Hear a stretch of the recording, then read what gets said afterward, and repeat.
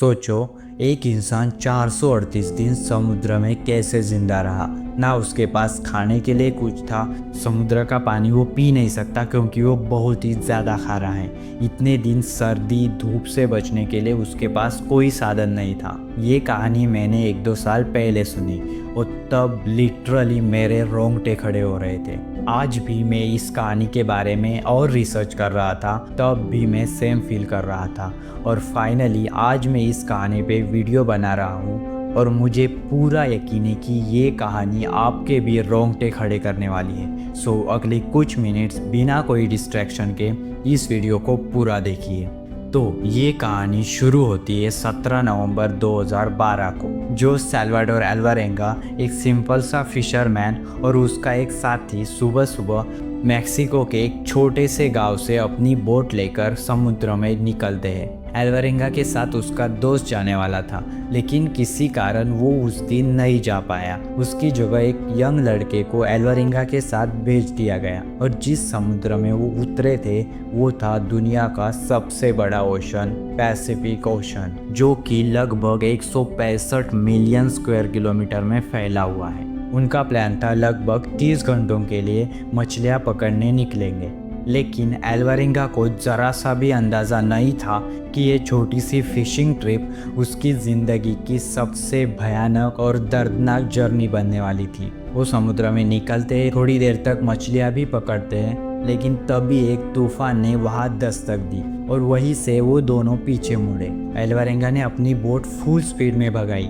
उन्होंने जो भी मछलियाँ पकड़ी थी वो उन्होंने समुद्र में वापस फेंक दी ताकि उनकी नाव हल्की हो सके। और जहाँ से वो निकले थे वहाँ पर पहुँचने ही वाले थे, लेकिन तभी उनकी नाव का फ्यूल खत्म हो जाता है। तेज हवा और समुद्री लहरों ने उनकी दिशा बदल दी और उन्हें विपरीत दिशा में धकेल दिया। उसके बाद वो उस तूफान का पूरी तरीके से शिकार हो गए। उनके पास एक रेडियो था जिससे उन्होंने अपनी टीम से भी कांटेक्ट करने की कोशिश की, लेकिन जब तक वो कुछ बता पाते उसकी भी बैटरी डेड हो जाती है। अब उनके पास बाहरी दुनिया से कांटेक्ट करने के लिए कोई चारा नहीं बचा था। उस विशालकाय समुद्र में वो अब अकेले पड़ चुके थे। उनकी टीम ने उन्हें ढूंढने की भी कोशिश की, लेकिन वो उन्हें नहीं ढूंढ पाए। दिन हफ्तों में बदल रहे थे। भूख और प्यास के कारण उनका हाल बेहाल हो चुका था। अपनी भूख को मिटाने के लिए उन्होंने अपने हाथों से समुद्री जीवों को पकड़ा और उन्हें कच्चा ही खाना पड़ा। अपनी प्यास मिटाने के लिए उन्हें समुद्री जीवों का खून और अपना यूरिन तक पीना पड़ा। फॉर्चुनेटली कुछ दिनों बाद बारिश होती है। उनके पास एक बकेट था, उसमें वो पानी इकट्ठा करते और फाइनली बहुत दिनों बाद उन्हें फ्रेश पानी मिला था। और ऐसे ही दिन हफ्ते महीने बीतते गए, लेकिन अल्वारेंगा का जो साथी था वो इस टॉर्चर को नहीं सह पाया और करीब 4 महीनों बाद उसने भी दम तोड़ दिया। अब उस विशालकाय समुद्र में अल्वारेंगा अकेला पड़ चुका था। अब उस विशालकाय समुद्र में अल्वारेंगा के साथ कोई नहीं था। वो अकेला ही संघर्ष कर रहा था। एक एक दिन काटना उसके लिए मुश्किल बन रहा था। उस वक्त उस पर क्या बीत रही होगी आप और मैं सोच भी नहीं सकते। बहुत बार उसका भी गिव अप करने का मन किया, लेकिन भगवान पर भरोसा और उसकी जीने की चाह ने उसे इतने दिन जिंदा रखा। उसकी सारी होप्स खत्म हो रही थी। समय के साथ उसके पास से बहुत सारी कंटेनर शिप्स भी निकली, लेकिन उन्हें सिग्नल देने के लिए उसके पास कुछ भी नहीं था। मून की साइकिल से वो समय का तो थोड़ा बहुत अंदाज़ा लगा लेता था और ऐसे ही दिन हफ्ते महीने गुजरते गए और फाइनली 30 जनवरी 2014 को 438 दिनों बाद उसे एक आइलैंड दिखा। ये 438 दिनों बाद पहली बार उसने ज़मीन देखी थी। अपनी नाव को उस आइलैंड तक पहुंचाने के लिए उसने अपनी सारी ताकत झोंक दी। उसने जो आइलैंड देखा था उसका नाम था टाइल आइलैंड। और जैसे ही वो उस आइलैंड पे पहुंचा, क्योंकि वो इतने दिनों से एक ही जगह पे बैठा हुआ था, उसी वजह से वो ठीक से चल भी नहीं पा रहा था। वो काफ़ी ज़्यादा दुबला कमज़ोर हो चुका था। वहाँ पर उसे एक लोकल कपल ने देख लिया।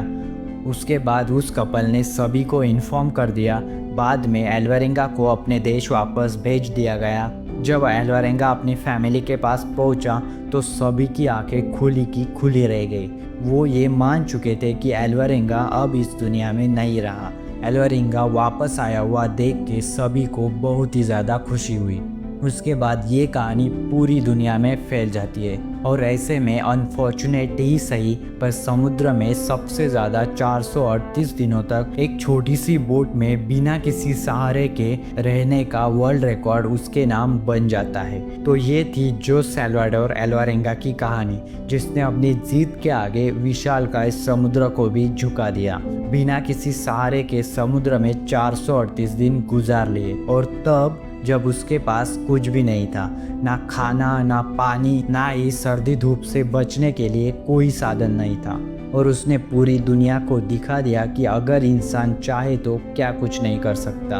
अगर ये रियल लाइफ इंस्पायरिंग स्टोरी पसंद आई हो तो इसे ज़रूर शेयर करना, और ऐसे इंस्पायरिंग स्टोरीज़ के लिए इस चैनल को ज़रूर सब्सक्राइब करना। तो मिलते हैं नेक्स्ट वीडियो में, तब तक के लिए आपका बहुत बहुत धन्यवाद।